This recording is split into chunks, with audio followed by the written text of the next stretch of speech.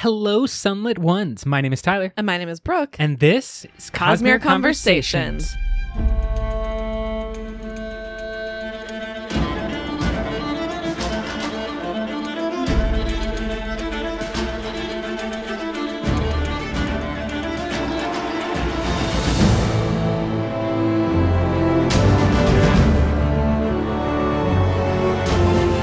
Welcome back, all of you lovely listeners. We are continuing the Sunlit Man book club, this time exploring who are those Threnodites? What are they doing on Canticle? Last time we talked all about the planet itself, the way that investiture was working, and kind of some theorizing about what's going on with that kind of electric vibe of the planet Canticle. But now we need to talk about its inhabitants, because most of them are not from Canticle. They are not Canticleites by birth. Correct. But they are Canticleites by presence, I suppose. Yeah, and over enough time, when does that line begin to fade? When do the people from Ashen who come over the humans as Voidbringers, when do they eventually become Rasharn? When does the tones begin to merge of a person's spirit web? That's a good question. That's a very philosophical question. Yeah, right from the top. I think that as soon as you have a generation that never lived on Threnodite, they are Canticleites. I think that's completely fair. Very American of you to just be like, birthright. You born here, you're an American. That's how it works.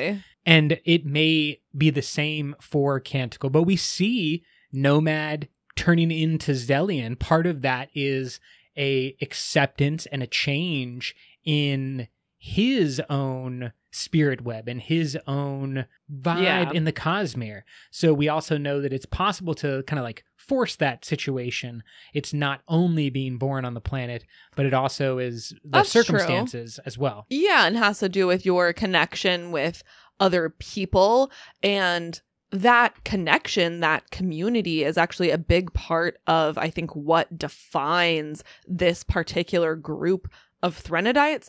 Maybe what we see with these Canticleites can tell us something about Threnodites in general, even the people that are still on Threnody.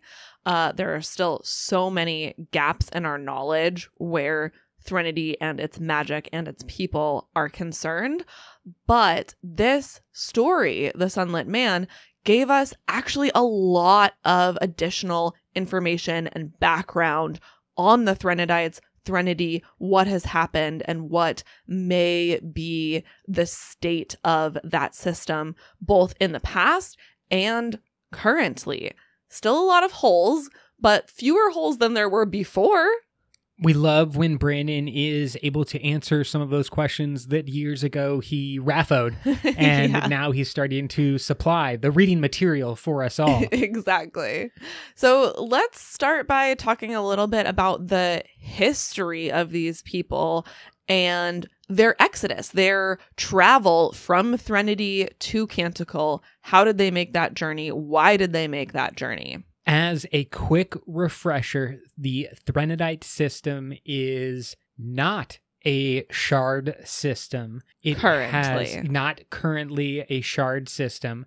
And we know that in its past, before Shadows for Silence in the Forest of Hells, there was a cataclysmic event where a shard was killed in the Threnodite. Yes, Ambition was shattered by Odium in the Threnodite system. And we know that that caused some of the chaos that we see on Threnody with the Shades. We think that there may be some similarities to what happened on Cell with Devotion and Dominion, where the vessels were killed, leaving the shard power to kind of swirl and break in the cognitive realm. We assume that there's some similarity in the Threnodite system. I don't know. I think we still have too many questions to be able to say any of that. I think it's probably something different than what happened on Cell, just for variety's sake in the Cosmere.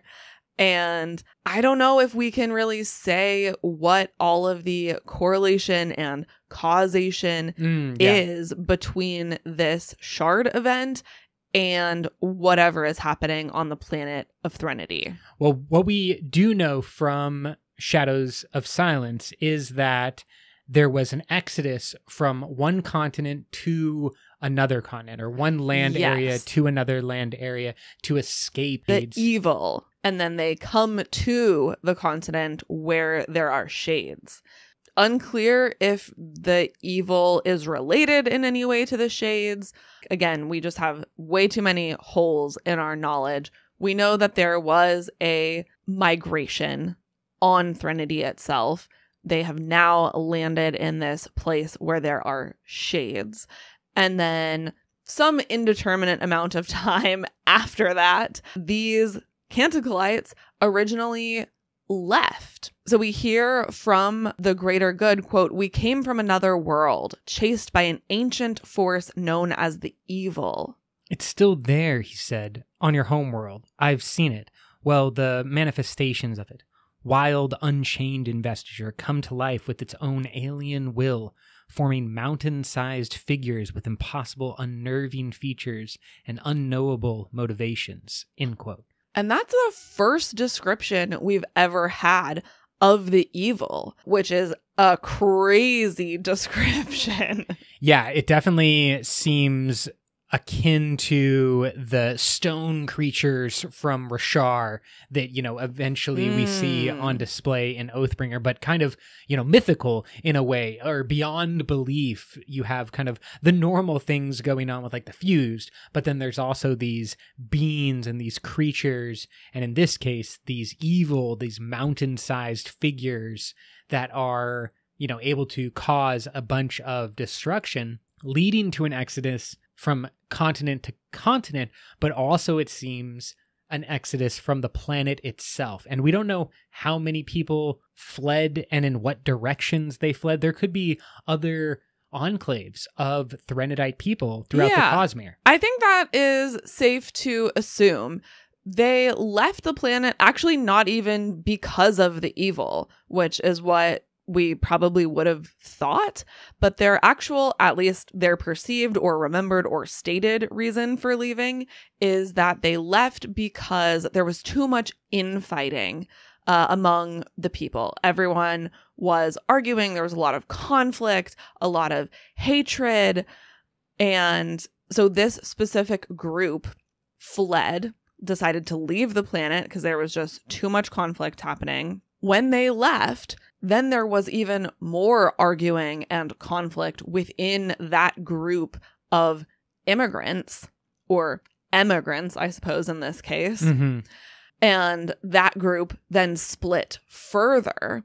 These people that we meet who have landed on Canticle are a splinter group from that original group, and they broke off following a priest of Adonalsium, who they call their original lodestar, and that is the person who led them specifically to Canticle. Yeah, multiple things going on as you're talking about the group that splintered off, further splintered. Yeah. And then we know that they are going to splinter again into, at minimum, all of the different tribes on Canticle. On Canticle, right. But then, of course, there's the clear splinter between the Cinder King and his followers, be they forced or not, and the quote-unquote free people of Canticle. So there's just a bunch of splintering going on at seemingly every level. And it begins, I think that, as you pointed out, it's not directly to escape the evil, it's to escape the infighting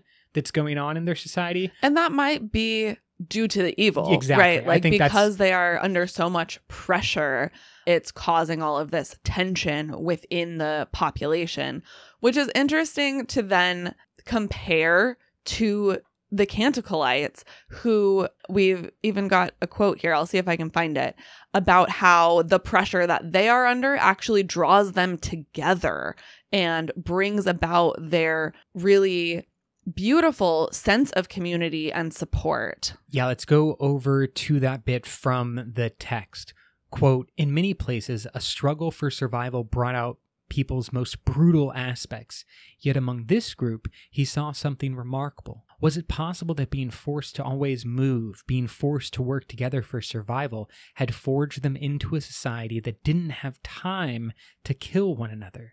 That perhaps this planet had created people who weren't weak. That sun surely would not abide weakness, but who also valued life. End quote. A very interesting concept and theme that Brandon has been playing around with. I go back to our other secret project, not Cosmere, but Frugal Wizard's Handbook. You had Cephawin and Aelston from a war-torn tribal society, based on the Norse cultures, but they looked at in awe the society that John was from, seemingly in their future, but that's not actually how the process worked, where people were able to live in a harmony in these large apartment buildings or apartment complexes with hundreds or even thousands of individuals that didn't constantly break down into fighting. And that's a little bit what we have here with the Threnodites. There was a bigger group that was subject to a lot of infighting, and it basically got chiseled away until you're left with the group of eventual Canticleites who are able to change around the system. And it's not all that dissimilar from what's going on in the Skyward series, although we're not spoiling that as much and as obvious. That also deals with an exodus of humans into space. Yeah, and Ox goes as far as to say that these people are an entire offshoot culture. So I think it's safe to say that these people really are Canticleites, not Threnodites, because their whole culture, their way of being, their way of governing, the identity of their nation is quite different from the Threnodites. And we should assume that one of those differences is probably in the form of their religion, because they speak about Adonalsium as their god and their creator. Which is actually the entire reason that this particular group split away from the original group of emigrants. Their faith in Adonalsium. Yes, so the original Lodestar, as they named him, could also be maybe considered something of like a prophet, taking the people in a different direction, following Adonalsium rather than whatever was going on. Who is the Lodestar? Who is the original Lodestar? Do you have any ideas? I don't, because I don't think that it's someone obvious like Silence Divine. I don't feel like that makes a whole bunch of sense. No, I don't. Like, maybe it's a world hopper is my thought. We've never seen Adonalsium worship before in the Cosmere, not explicitly. We have talked before about how we've heard multiple references to a god beyond, which sort of seems to be this general catch-all term for maybe an overarching god that I've always sort of assumed was a reference to Adonalsium, but we've never had it explicitly stated like this. And I am just so curious about who this Lodestar is, who brought the worship of Adonalsium to Threnody, why Threnody. Was this place that was kind of a ripe for the introduction of a religion? Because obviously you have chaos, you have an incredible amount of societal discomfort and strife. Sure. And then someone maybe drops in and is like a Zazed in Mistborn Era 1, just like, have you heard about the gospel of Adonalsium? But it's also, I think, pretty difficult to get to Threnody. So maybe this is a vestige of a time before the evil. Like, we have no idea. This small group of Adonalsium worshippers may have been around for a long time, sort of in the shadows, in the background. It might have been a really small group of people, even during the time of silence. We just don't know, but it is fascinating. And Nomad noticed this as well, saying, quote, "Adonalsium, eh?" Nomad said. By the way, how'd a bunch of Threnodites end up worshipping the father god of an entirely different planet? We learned before our exodus, Confidence said. We were those who believed the words of the first lodestar. We lived in hell itself and were led by our faith to a new land, end quote.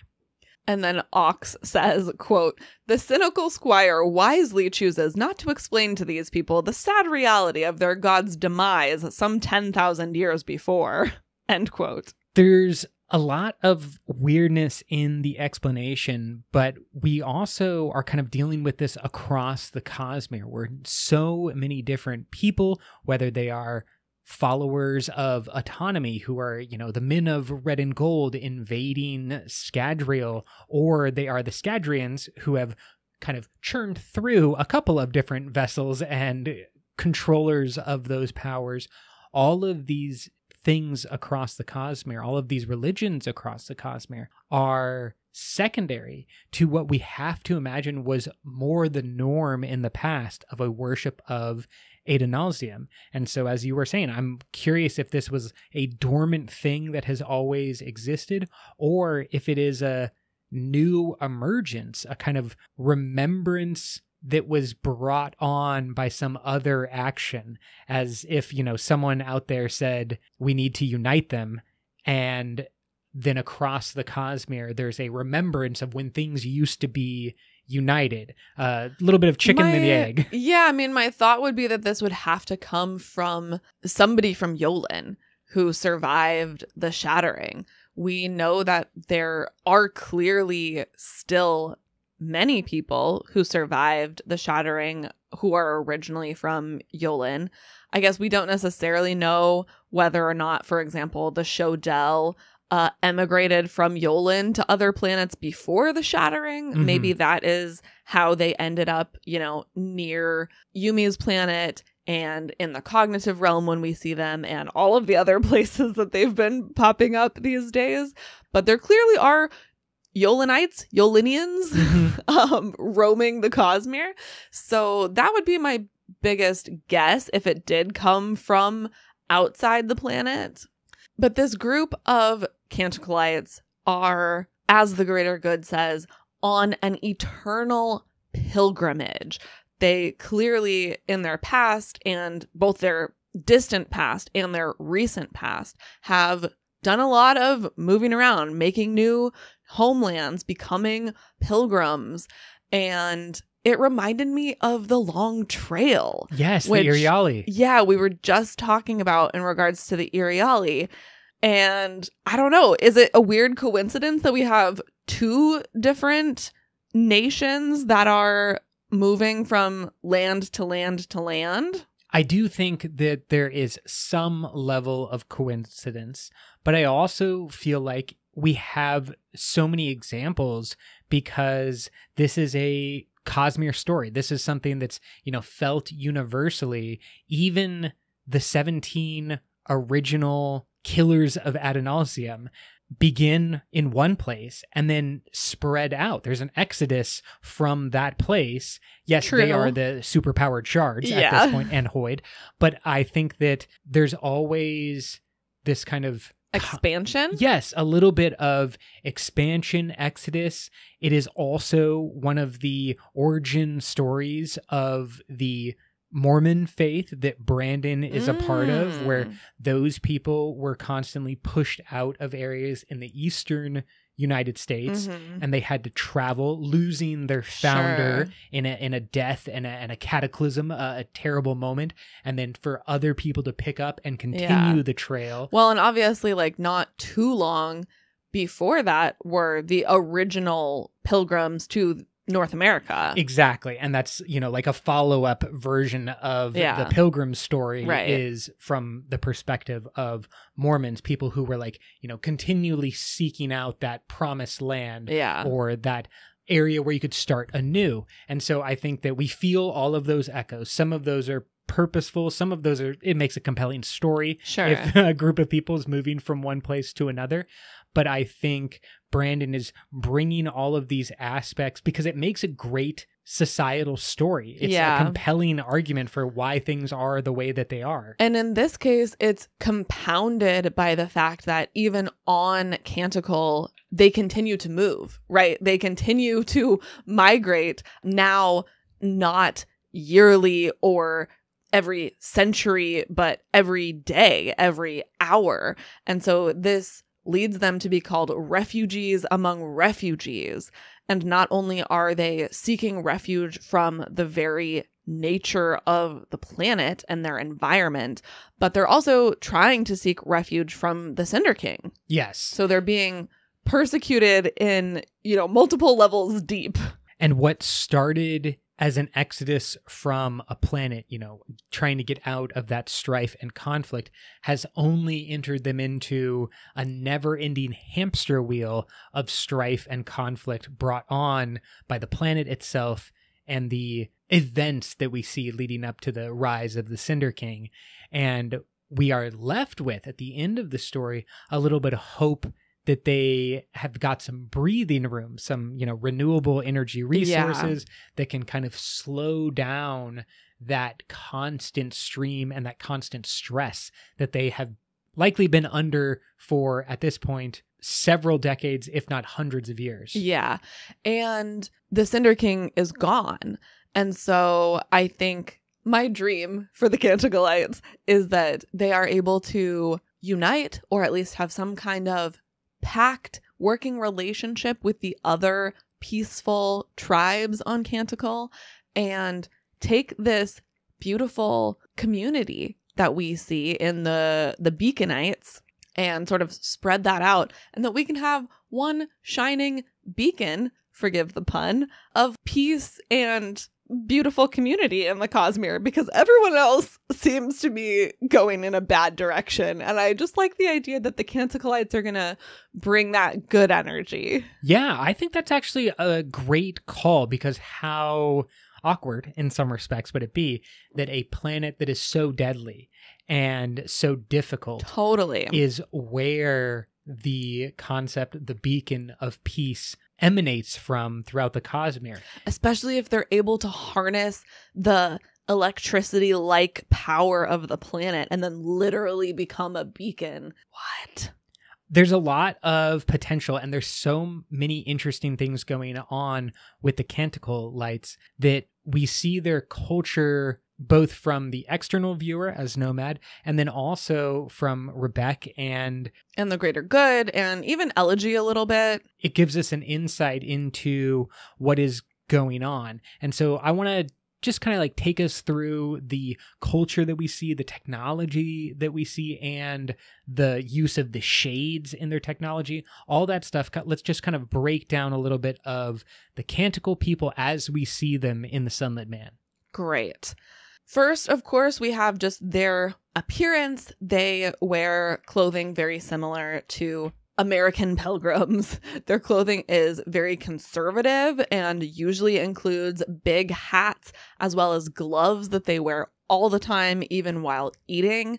I think this is maybe partially due to the sun on Canticle and like wanting to be as least exposed as possible, just in case.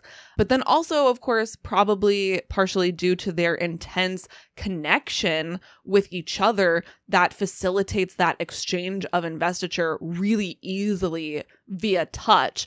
They are going to want to have themselves as covered as possible so that they're not accidentally passing investiture around. That is certainly what I find interesting about how we have discussed previously. When you're world building and creating a world, you kind of start with one aspect and you build on top of that aspect. So if the sun is the main reason for their clothing, they might make specific decisions based on that. As you were saying, just like covering up in case they're accidentally exposed. But because the sun's power on this planet is so great that if you're exposed to the sun, it doesn't matter if you're wearing clothes. There's True. no clothing You're options. vaporized. Yeah, exactly. You're just vaporized. It's not like I'll get a sunburn or I won't get a sunburn. It's just death or death. So I think it's actually the second part that you mentioned about their exchange and the easy exchange of investiture, that their clothing options actually comes from the source up rather than the sun down. Sure, It's yeah. really from this perspective of being able to easily pass investiture from person to person through touch that I think their clothing and cultural decisions were made. I would say for the pilgrims, it's quite the opposite. Like for the most part, those people just came from like colder environments and had lots of sheep and livestock animals that were used for skins. So it was just kind of like we're wearing thick wool clothing because that's what we have as a resource and it's cold outside. And here we're kind of getting a Rasharan conservative society, but I do think it's because of their easy flow of investiture back and forth. They also have seemingly never met anyone who speaks a different language from them. When Nomad shows up, there are several comments that are basically, what's wrong with him? Why is he doing that? Is his mouth broken? They only know this homogenous population that they live in. Yeah, and we have to expect that that's because they all are sourced from a single population that only spoke one language. Which is just wild, because you would think as a people who has traveled in between stars, who has traveled from one planet to another, like you would think that they would intuit that other people have done the same thing. You know, like some kind of knowledge that there are probably other people who speak other languages around. I think there's an easy explanation of forgetfulness, basically, is that yes, there were a group of these Threnodites who were traveling and would have been a little bit more aware of the greater Cosmere and other people who are traveling and other languages. But by the time they settle Canticle, and now we're a generation or two beyond that point, nobody has direct experience with space travel.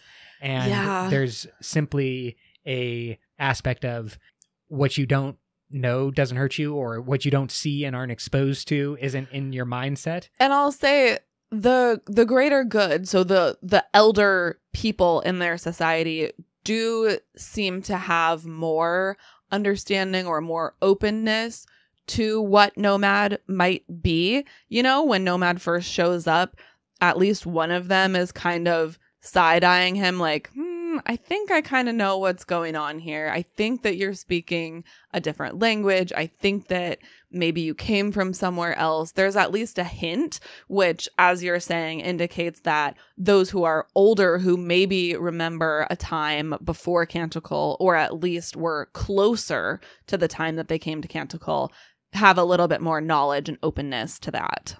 Interestingly, they have also developed a sleep cycle that is specific to Canticle, or we have to imagine is specific to Canticle, because Nomad says that, quote, it seemed like the entire planet lived on a strange take-hour-long naps when you feel like it system, end quote. Yeah, they don't seem to have any circadian rhythm or regular sleep. Right. As we would understand it, a normal day-night cycle simply doesn't exist for them.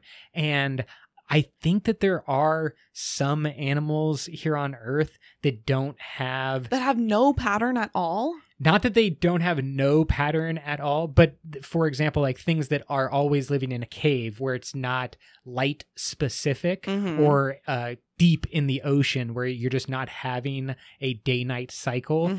There are weirder ways of existing, but I certainly haven't heard of any animal or species that is simply taking naps and that creates enough of whatever the stuff that happens during sleep, because we still don't entirely know what happens during sleep for any of us. We know that it's extremely important, and like we 100% definitely need sleep, and we need a very specific amount of sleep, but we don't really know why. And so this is, I believe, an important distinguishing aspect separating Threnodites from Canticleites.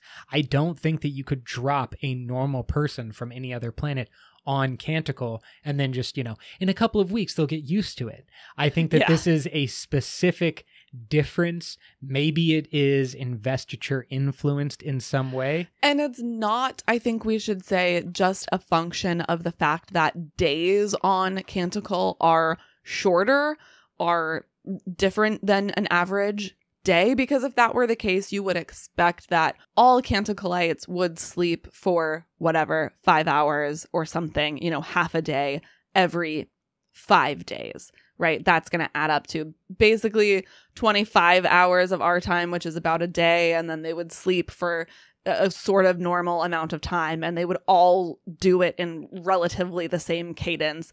But that's not what happens. So it's clearly not just a function of the fact that their planet is so small. It is more substantive than that, and more important, because if you have a constant need for movement and the different type of organization with their ships, you need some people who are sleeping and getting, the correct amount of sleep for their society, while everybody else is still working and making sure the ship is flying. You can't have downtimes. You can't have weekends. You can't have, hours where people are just not around because they're sleeping. That simply does not exist in their society. Yeah, I do wonder how much of this sleep pattern evolved because of the need to be constantly moving.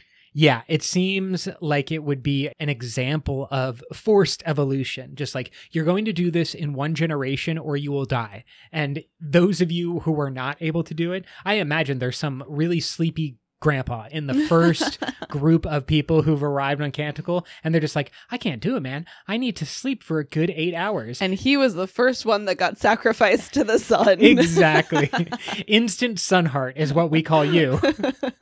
That is the difficulty of Canticle. And I think that's really what we have going on, is just anyone who did not adapt, did not change, was eliminated. They wouldn't have survived long enough, even past a single day. I would need to sleep. If I showed up on Canticle, I would at some point be able to go 1 day, 2 day, 3 day, whatever. You push me to the limit. But at that limit, I'm going to fall asleep for some huge number of hours. Probably multiple hours, yes, not and like then I'll a be 1 dead. hour nap they say. Exactly. So it has to be something different in their DNA, physiology. Or in their spirit web. Something has changed. I'm not against the concept that the planet forces these people to change in some way. Totally. Yeah.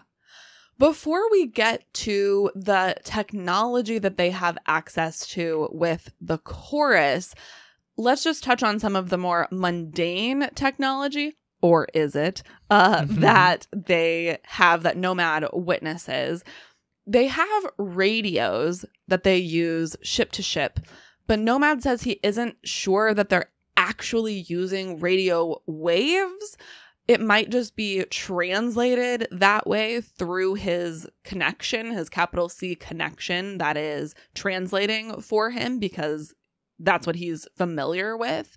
He says, quote, might be some kind of connection-based communication if it was powered by these sun hearts, end quote. And we also hear that, quote, we don't have the time, the resources, the lives to waste in theorizing, end quote. And that comes from the greater good as sort of an explanation for why they don't have more technology. They ain't got time. They're just flying by the seat of their pants. And this concept of connection-based communication, I think, is going to be important for the greater Cosmere, because we need some type of communication system that can, for example, coordinate, Iron Waystation 7, and across the Cosmere, they're talking to Iron Waystation 6 or some other waystation. We assume that has to be a communication style different than normal radio waves, or even, I forget if it's LiDAR or laser-based wave when they're sending everything by light. Even light across so much distance is taking an extreme amount of time. Yeah, and if connection-based communication is part of the function of these sun hearts, that is immediately going to make them even more valuable as an export. Yeah, I'm curious too about what we learned from Rashar with the separation of spren in different fabrials. If there's some ability to extend that, beyond the Cosmere, what is that? That's a connection-based communication system, right? It's connection between those spren. Yeah, that's interesting. Would that be considered connection-based communication? I don't know. I mean, what else is connecting them? Pun intended that time. What else is connecting them other than capital C connection? Two halves of a spren. I don't know. And they're still capital C connected. And that's why the link in the fabrial machines exists. As far as my understanding goes, let us know if you have any ideas about this. Yeah, I'm just curious if it would, in fact, be categorized in the exact same way. I guess this is an opportunity for us to ask Brandon all about what he means by connection-based communication. Let's dig into some of the myths and beliefs of the Canticleites outside of Adonalsium, because they have this myth that gives us the title of the book of the Sunlit Ones. Quote, long ago, a people existed who could live in the sunlight, people who could take it into themselves rather than be destroyed by it, people who could use it. They were able to stay in one place long enough to build a city beneath the ground. These are the Sunlit Ones, those who could survive the light, end quote. What do you think about this myth? Do you think that it is based in reality? Were there actually people like this at some point?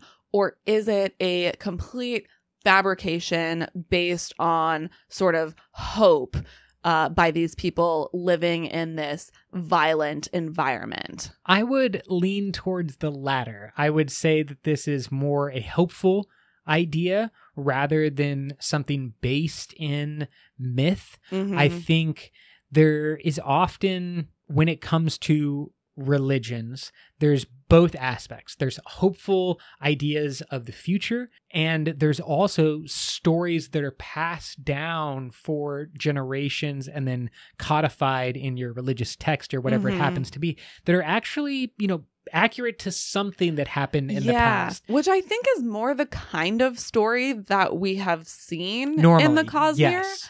That there is at least a seed of truth in these types of myths. And we talked about this a lot in our series on Hoid's stories and how much of those stories might be based in some kind of reality. I agree with you. I find it hard to believe that anyone would be able to do this on such a violent planet. But I think it's an important thing to keep in the back of our minds. Obviously, we've seen people throughout the Cosmere who can absorb investiture as is described in this passage and use it. But we would be talking about levels here that are so great that not even a former Dawn Shard holder in Nomad can absorb the light from this particular sun core planet investiture booster, all the stuff that is going on. Even someone who held the Dawn Shard is not able to withstand that. So because that investiture is kinetic, which we know is not absorbable. Used, basically anywhere as a source of investiture for a human. So the idea that we would have an entire group of people who are able to specialize and build a city and have that city, exist for a larger number of humans, it just doesn't really jive. But it very much seems like what someone would do if they were building a religion and needed some concept of heaven or hope and what are we working towards. That certainly seems more akin to what is going on here. Okay, question for you. Hit me with it. Is this a prophecy projecting the future of the Canticleites that we see with their new knowledge about the Sun Hearts? Perhaps this people who could take it into themselves is just referencing their increased ability to use Sun Hearts as tools, and then somehow they're able to figure out how to better survive on this planet. Yes, I think that Brandon is doing something interesting with his exploration of time across the Cosmere. But I also want to say that he's clearly not exploring stories in ways where this kind of the prophecy becomes the past to a group of people in the future. And so the prophecy was always the thing in the past. Like the amount of time that Brandon is dealing with here, yes, it can seem expansive. Yes, there's a whole bunch of stuff that you can quote unquote learn about what happened on the Cosmere timeline. But for a religion to have a prophecy that then kind of like reiterates itself enough over time that it becomes the past Yeah. for that. And we're talking about thousands and thousands of years, multiple generations down the road. I don't think that's what we're going to be seeing. But wouldn't it be fascinating if eventually we got to a group of people, a Canticleite people, who are talking about their past when a group of them were able to build a city, and the group that they're talking about is who we just met with Nomad, the people who were able to absorb and find this renewable energy. They build the city.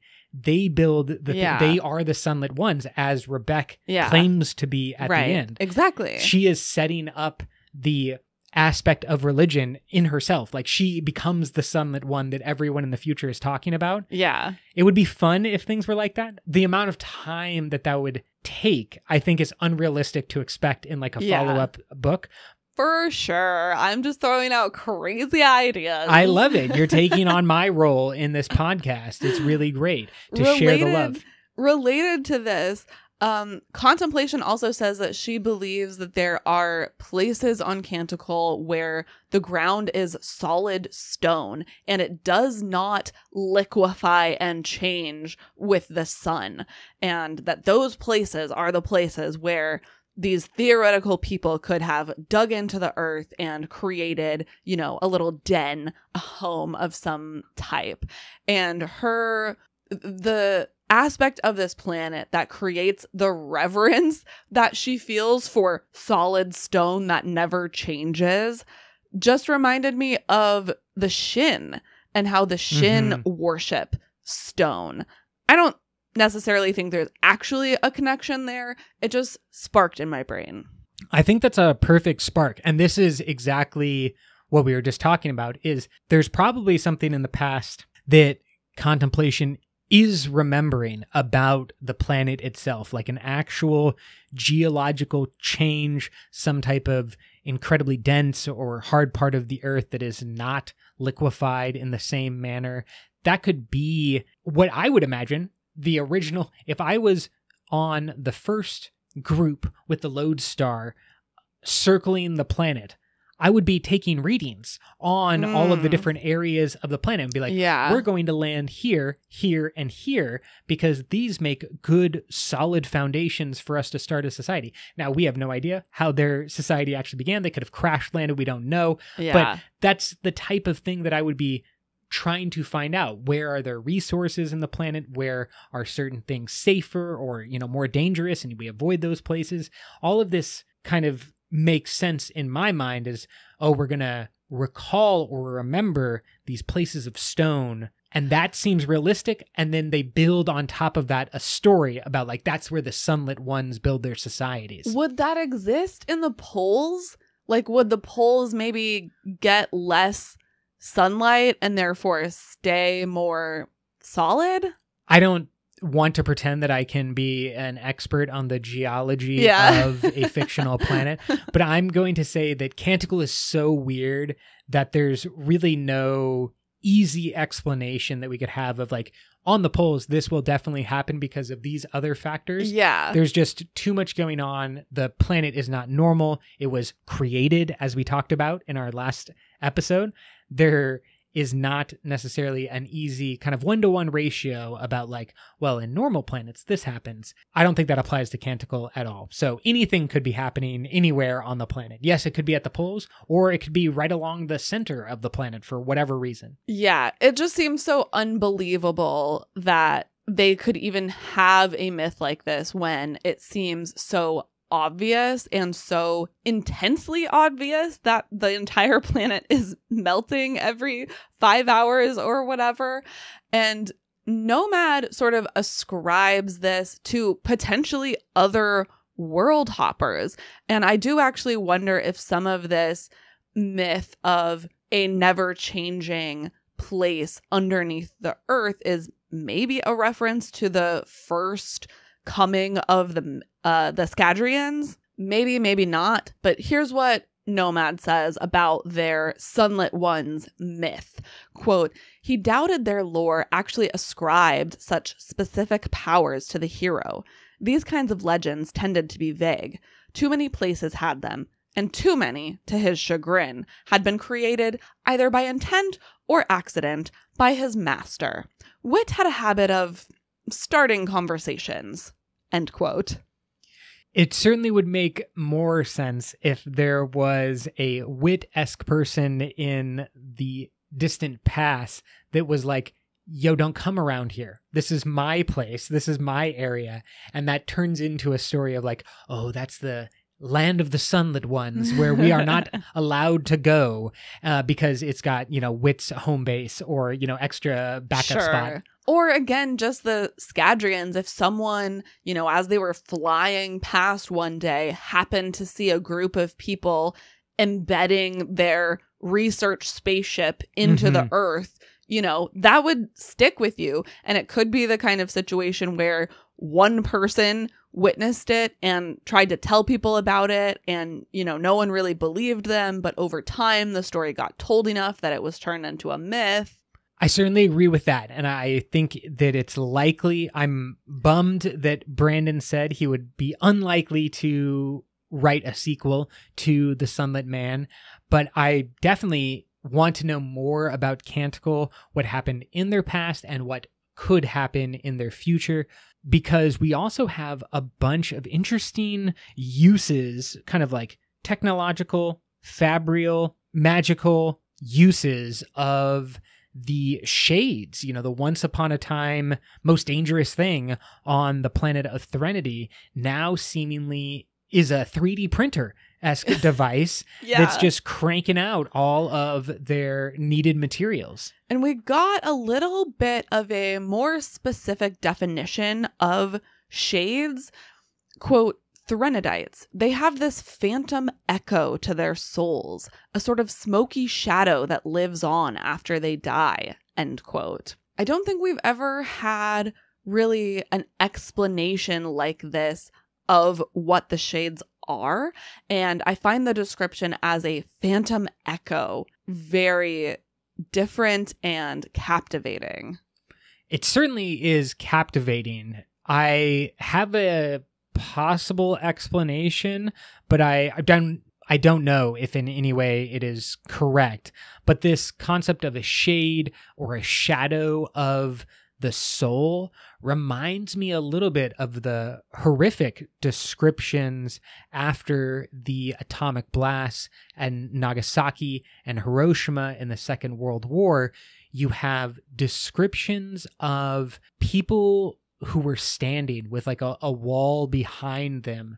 Their shadow of their body is imprinted upon the wall. But then because of the way that the atomic detonation happened, it was basically burning an outline of their body and then completely vaporizing their body. And so the only thing that is left, the only hint of their existence that once was, is nothing physical. It's just this discoloration on the walls where you have the shadow image of a person who now nothing is there in front of like where you would expect to find them. And if there was a cataclysmic explosion in the cognitive realm when a shard was killed, then it might have like sent out a wave that basically everyone that it hit and every, generation created after is left with this shadow version of themselves in the cognitive realm that is not directly tied to them anymore and is, with them while they are alive. Because I do think that's a part of the shades.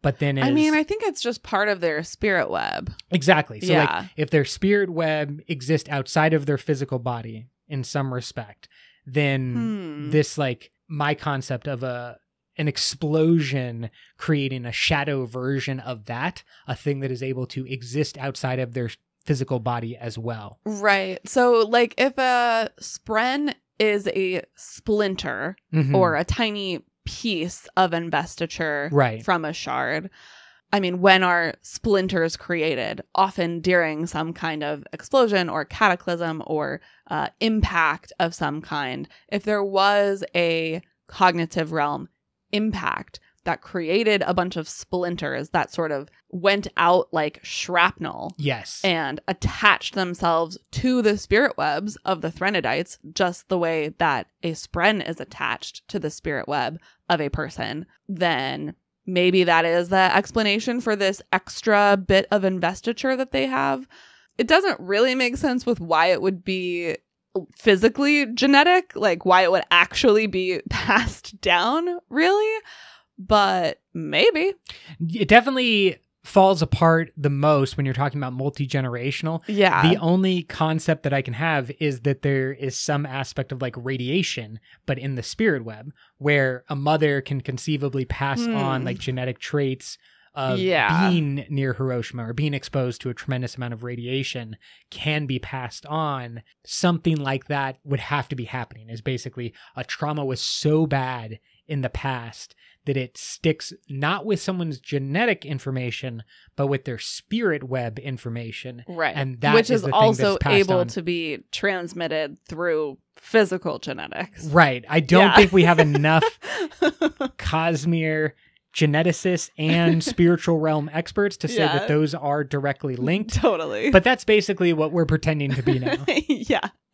Lots of speculation there. But Canticleites are a bit different. And I think it's safe to say that the shades, this phenomenon of shades, functions a little bit differently on Canticle. Canticleites only turn into shades, quote, under the right circumstances, end quote. Presumably this means that they turn into shades when they're murdered or they die of natural causes or something like that, versus when they are left out into the sun. Obviously, when they're left out in the sun, they become a sun heart.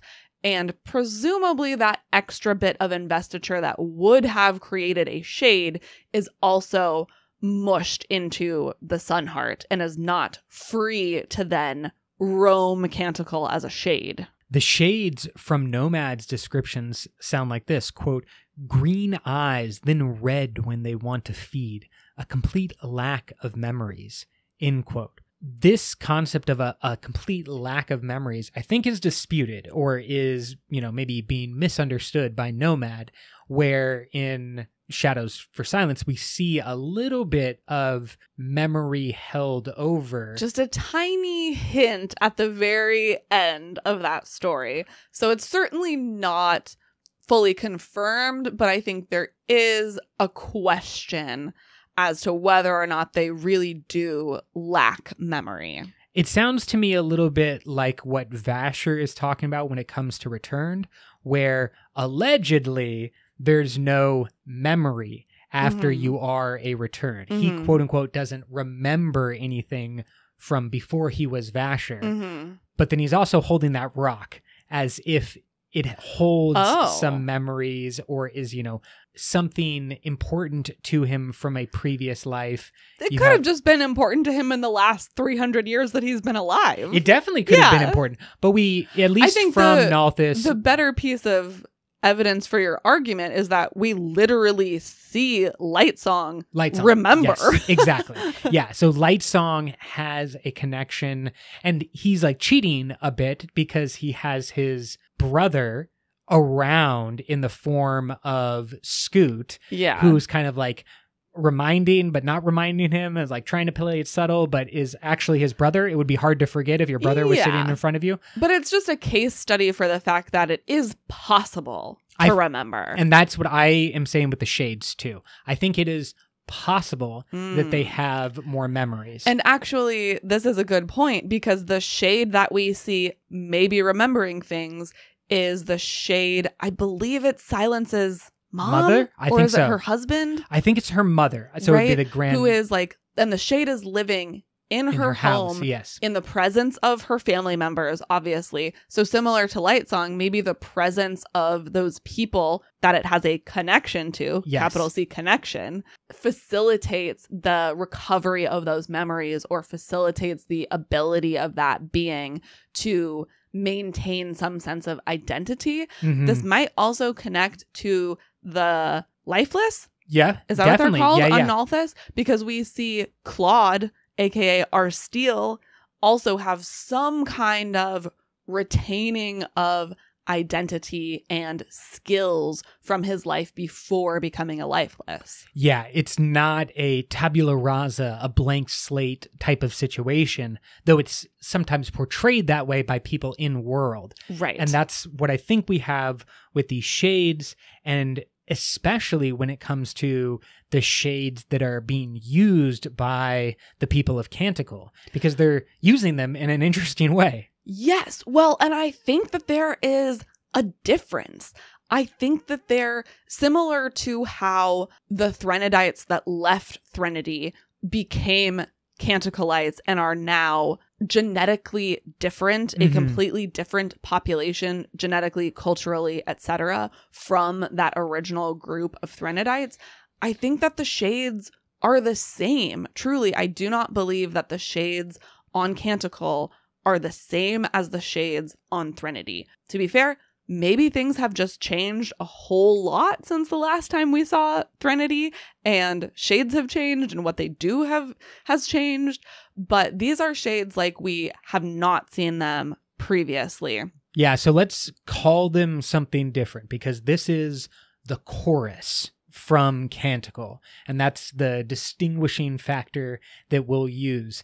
Seemingly they were shades in the past, but have now maybe become something different in the chorus. Yeah, because they do very different things. Firstly, they speak, which we have never seen shades do prior to this. And here is kind of their own definition of what they are and perhaps who they are. Quote, "We were the first who died on Canticle," a shade whispered to him. "The first to live in this land and devise the designs of flight based on the ships that brought us here. But then we died and rose as shades, remembering." "Shades do not remember," another said. "We are not shades. We are the chorus of the people." "But others," another said, pressing against the glass, "must be given to the sun. This is the sun's land." "Do this not," the first said, "and shades will overrun the world. Such a small planet. They will take everything. They would rip and destroy you." End quote. Very curious. Very curious. They say, we are not shades, but if you do not sacrifice people to the sun, shades will overrun this world. I don't know how those two things are connected. It makes me think that perhaps something about the investiture or the intensity of investiture on this planet is playing a function in the chorus's ability to speak, create things, be somewhat sentient, all qualities and abilities that are very different from shades on Threnody. Yeah, because they say we died and rose as shades, period. Remembering, period. And then the next one comes in and says, shades do not remember. Right. And we are not shades. Yeah. So the remembering is the key defining thing, that we are shades, but we remember, and therefore we are not shades. The thing that will take over, if left unchecked, would be shades. Would be the shades. And so there is some ability to remember that separates shades from not shades. And I think there is something about the creation of sun hearts that allows for remembrance, that allows for the transition of knowledge, of culture, of something. I think that the renewable resource of sun hearts, the passing on of that energy, is significant in a way that we don't understand. It might be the kind of like, because it's not like they're feeding sun hearts to the reliquary, which is the tank basically that all of the shades or not shades are kept in. we don't see any interaction between the chorus and Sunhearts. So we really have no idea what that connection might be. We do know that it comes with a mist. The reliquary is like a aquarium, but filled with mist, a heavy, thick mist that is described as light and effulgent. This, of course, reminds me directly of the mist of preservation that is not a normal mist. Right. And it does not follow the rules of a normal mist. And so it's almost like they are existing in a vat of power, some type of shard energy. It's not, as far as we know, but that seems like what is keeping them sustained. Yeah, because even more curious about this mist is that the chorus can be transferred to another vessel by transferring some of the mist. So it's almost like a carrier substance for the chorus. Well, we also see in Yumi a shroud that is enveloping that planet. And from the shroud also comes the bodies of the nightmares. They kind of form nightmares out of the shroud. Yeah, it is a little bit like that, isn't it? And so I think that is probably what's going on, is the mist is actually them. The shades are of the mist. And then they sort of choose when to create more body-ish like things and become more differentiated. More differentiated, like a nightmare can become differentiated. Yeah. And over enough time, we know that a nightmare that is constantly capital C connected has an ability to remember themselves and starts to take back over some control of themselves. It could also be the same with the chorus, is that they're held in a type of like miasma, that any part of that is all of them. And so you can just take a spoonful and drop it over into a new one, and that contains everything that is them. Yeah. And given enough time, given enough capital C connection, they're able to kind of reform themselves as weird. Like, does that mean you're essentially duplicating them? Or does it create another door for them to go through and appear in a different place, but they can only appear like in one reliquary at a time, you know? Or does it create a copy of them and now you have two of the same shade in different reliquaries? That's an interesting question. We don't have an answer, but I would say that it's probably closer to the door description that you have. Yeah. That basically, we saw with Kelsier, when he was a cognitive shadow, there were some places and some people who were more able to interact with him. And that there were certain places like the Well of Ascension where all three realms are able to be transitioned. And so I would see the reliquary as a mini Well of Ascension, a place where the chorus can kind of cross more easily into the physical realm. Yeah. I mean, I don't think it's a perpendicularity. No, it's neither do I. Wherever their mist is, it sort of creates a pathway for them to appear in the physical realm. That's how I would understand or explain it. Let's read this description of their physical appearance, because I think this is also different from the shades that we see on Threnody. Quote, "A face formed from mists and pressed up against the glass, eyes glowing red, hands made of smoke slamming against the barrier. It had a gaunt face with a drooping jaw and sunken cheeks." End quote. I don't remember specific faces like this being described from the shades on Threnody. To me, I just remember them almost being like ghosts that sort of have a vague human shape, but not a face. What do you remember? I would echo that completely. Definitely more ghost-like and a non-corporeal form, and just kind of like a vague, terrifying presence more than any specific face with features, certainly nothing like a jaw that is distinguished from that face. Right. Basically just a Halloween ghost with the eyeballs. Just yes, like 100%. eye holes floaty thing. Like Casper the Ghost is too defined for what I think a shade is. Totally. It's just, the little ghost from Pac-Man. Yeah, Pac-Man. That's all shades are. They're just coming after you and you're munching away just hoping to avoid them. And so the chorus, it seems, is also able to make more defined bodies. And that is not the only thing that they're able to make, because their biggest function within the society of the Canticleites is the fabrication of objects, of seemingly anything, as long as they're given raw materials and a schematic. They just build stuff. Yes, this is definitely one of the most unique aspects of the shades that we have seen. They're a 3D printer. They are a 3D printer. They are given a schematic, they're given raw materials, and from that, they can create the flying machines. They can create completely new designs based on Sigzil's descriptions.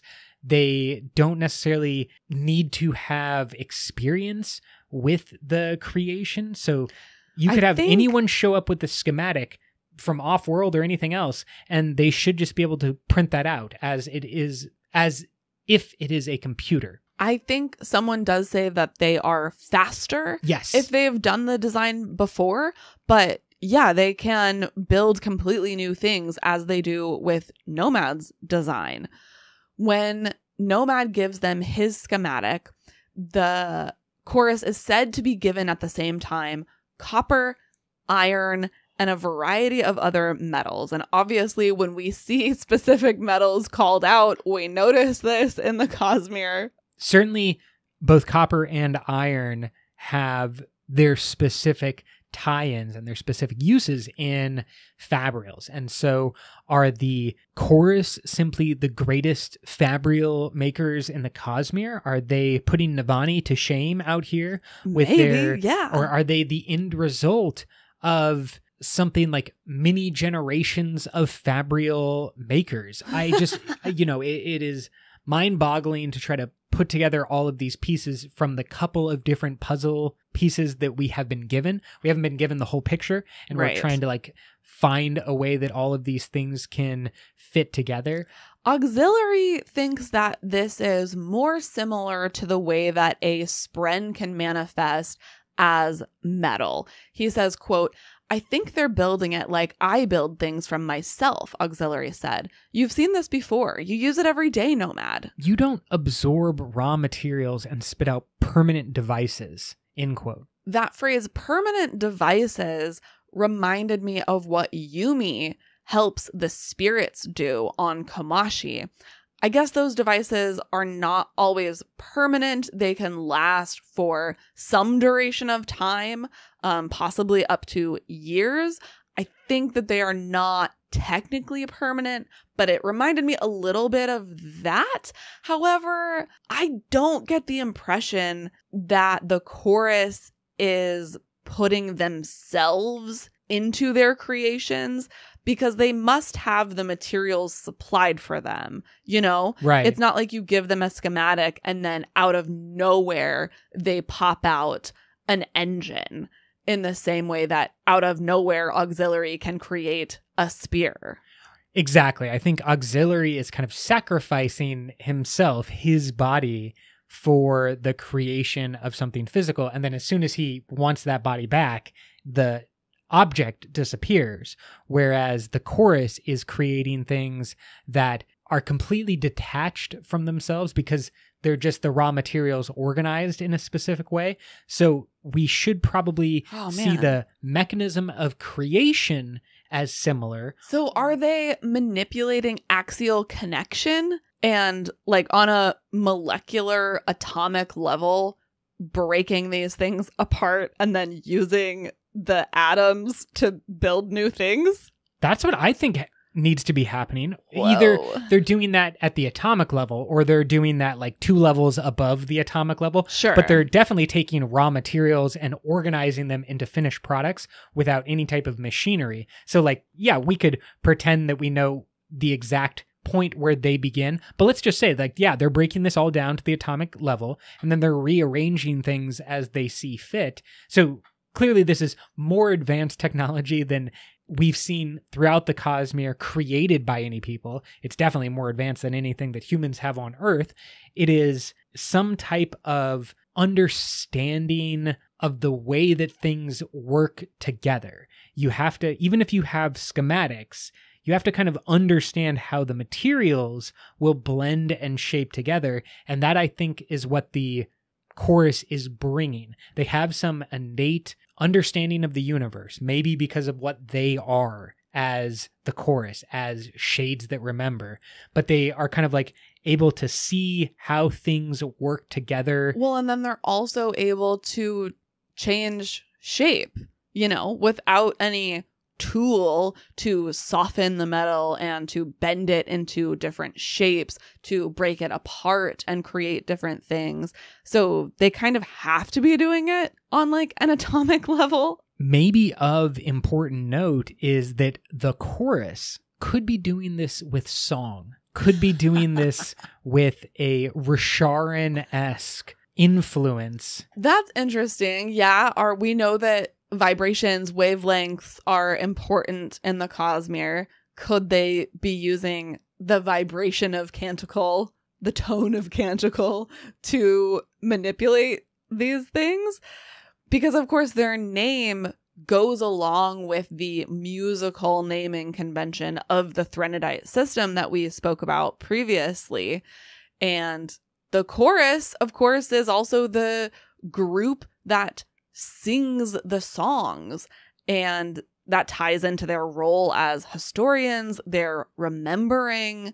So are they vibrating? Are they singing at a specific frequency that gives them these abilities?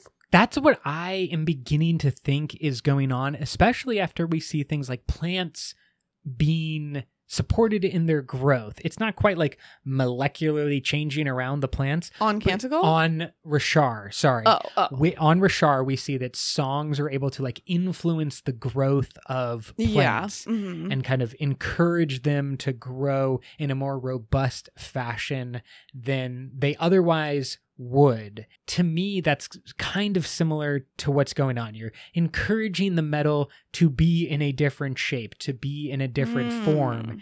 And it's just if you know the right songs, you can do quite a bit. Right now, our friends on Rashard know very few songs. But what if they became experts in that specific field?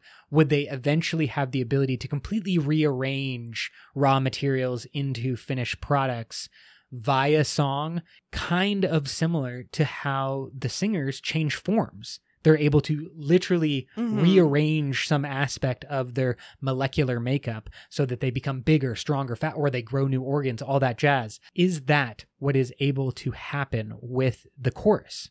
So interesting. It certainly has given us a bunch to think about, and because Brandon wrote the Sunlit Man with the greater Cosmere in mind. With intention. Yes, the intent is always key. He is introducing all of these different aspects for specific reasons. We don't necessarily think we'll get a direct sequel to the Sunlit Man, but I would expect each of these little tidbits that we learn to be impactful and influential throughout the rest of the Cosmere. To tie this all back into the very beginning of this episode and the exodus of the Threnodites, let's end with this quote from the chorus. Quote, "We fled the evil," the ghost said in a whispering voice like rustling papers. Another appeared over its shoulder, just a vague, smoky outline of a person with red eyes. "Then we fled Threnody. We are your chorus. We remember. We came here to the land of the twilight rings to make our own world.